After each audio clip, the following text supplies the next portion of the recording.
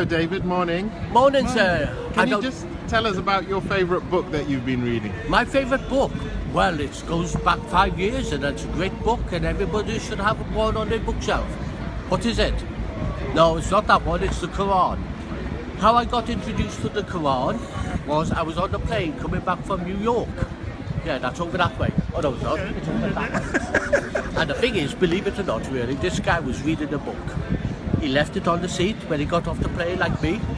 And you know what, I chased after this guy and said to him, "Hey, mister, you left your book." He said, "No, you keep it."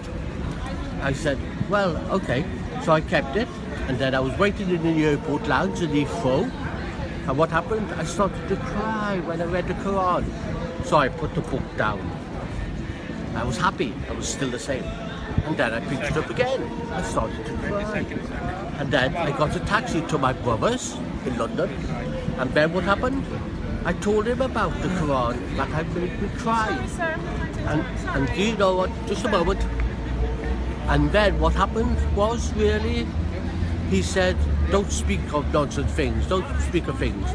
I said, "Well, the thing is really, why am I crying?" And then he said, "Go next door."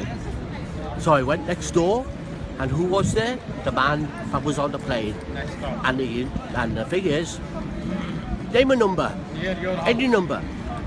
The thing is, I'm not selling that Quran for £20 million or £20,000. I read it twice a day, and not only that, I keep it under my pillow. And you also read it to people as well, don't you? I do, and I'm just going to go with that.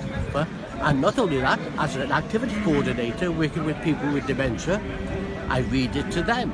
And the thing is, they ask me questions, I don't know all the answers, but I know there's one thing in the Quran. What is it? Truth. And if you was lost in the desert, or you was lost somewhere in town, you'd ask somebody away. What's the Quran? It's a map for life.